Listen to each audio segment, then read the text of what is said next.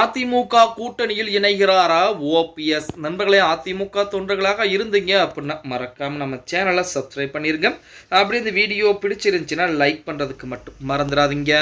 அனைத்திந்திய அண்ணா திராவிட முன்னேற்ற கழகம், அதாவது கடல் போன்ற மிகப்பெரிய ஒரு இந்த இயக்கத்தை அழிக்க நினைத்தாலோ அல்லது இந்த இயக்கத்திற்கு கெட்ட பெயர் வர நினைத்தாலோ அவர்கள் தானாகவே அழிந்து போவார்கள் அப்படிங்கிறது இன்னொரு விஷயம்.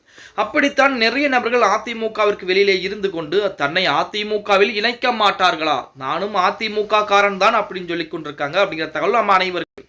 அதே போல நேற்று தினம் பார்த்தீங்கன்னா டிடிவி தினகரன், அதாவது அம்மா மக்கள் முன்னேற்ற கழகம், அம்மா மக்கள் முன்னேற்ற கழகம் அப்படிங்கிறது அதிமுகவில் இருந்து பிரிந்து போய் உருவாக்கப்பட்ட ஒரு கட்சி. அந்த கட்சியில் இருக்கக்கூடிய தலைவர் டிடிவி தினகரன் அதிமுக கூட்டணியில் தான் நாங்கள் இருக்கிறோம் அப்படிங்கிற அறிவிப்பை கொடுத்து விட்டார். அப்போ ஓபிஎஸ் இதற்கு முன்னதாகவே நாங்கள் பாஜக கூட்டணியில் தான் இருக்கிறோம் அப்படிங்கிற அறிவிப்பையும் கொடுத்திருக்கிறார். அப்ப அதிமுக, பாஜக, அம்மா மக்கள் முன்னேற்ற கழகம் இந்த கட்சிகள் எல்லாம் ஒரே கூட்டணியில் தான் வரும். அப்படிங்கிற சமயத்தில் கண்டிப்பாக ஓபிஎஸும் அதிமுகவுடைய கூட்டணிக்குள் வருவாரா மாட்டார்? ஓபிஎஸ்ஐ கூட்டணியில் இணைப்பாரா எடப்பாடி பழனிசாமி, அல்லது ஓபிஎஸ் கூட்டணிக்குள் வருவதால் எடப்பாடி பழனிசாமி கூட்டணியை விட்டு வெளியேறக்கூடிய ஒரு சூழ்நிலை என்பது இருக்கிறதா அப்படின்னு பார்த்தோம்னா, அதாவது பாஜகவை பொறுத்த வரைக்கும் தற்சமயத்திற்கு எடப்பாடி பழனிசாமியும் முக்கியம், அதே போல ஓபிஎஸும் முக்கியம். எடப்பாடி பழனிசாமி ஆரம்பத்திலே டிடிவி தினகரன் அதே போல ஓபிஎஸ் போன்றவர்கள் எல்லாம் கூட்டணியில் இணையக்கூடாது அப்படிங்கிற வார்த்தையை பயன்படுத்தி இருந்தார். அதற்கு சரி என்று சொல்லிதான் அதிமுக பாஜக கூட்டணி என்பது உருவானது. அடுத்தபடியாக இனி வரக்கூடிய காலங்களிலே உள்துறை அமைச்சர் கூடிய அமித்ஷா அவர்கள் தான் இன்றைய தினம் பாத்தீங்கன்னா அமித்ஷா அவர்கள் மதுரைக்கும் வருகை தந்திருக்கிறார். அந்த நேரத்திலே எடப்பாடி பழனிசாமியிடமோ ஓபிஎஸ்டமோ தனிப்பட்ட முறையில் பேச்சுவார்த்தை என்பது நடத்தி எடப்பாடி பழனிசாமியை சம்மதிக்கக்கூடிய ஒரு வழியைத்தான் பாஜக தேடும் அப்படின்னு.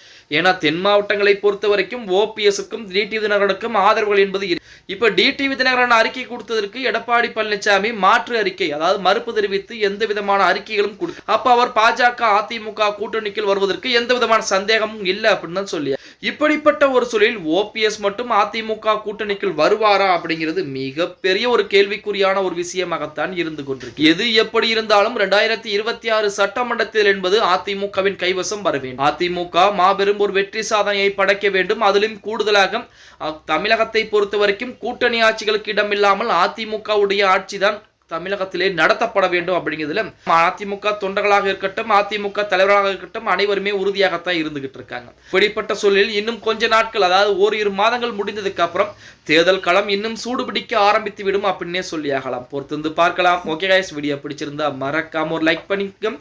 அப்படி இந்த வீடியோ ஃப்ரெண்ட்ஸ் அண்ட் ஃபேமிலிக்கும் ஒரு ஷேர் பண்ண மறந்துடாதீங்க.